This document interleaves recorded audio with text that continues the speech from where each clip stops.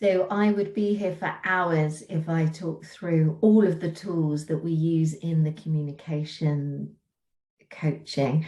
But let me share with you two of my favorite tools and two that I see being really beneficial with all of my clients.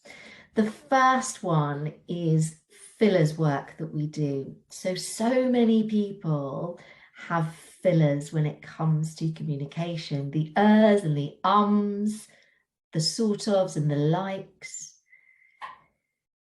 And what we do with fillers is we give a number of options of cures to be able to eradicate and avoid using those filler words, because filler words are hugely distracting, and it means our listener has to do so much work in editing out those filler words to really hear the clear message that the communicator is wanting to deliver.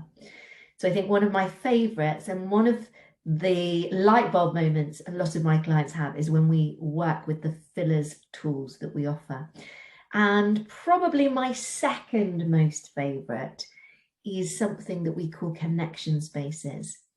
This really helps clients think about how they're coming across from a non-verbal point of view, because let's face it, we're never not communicating.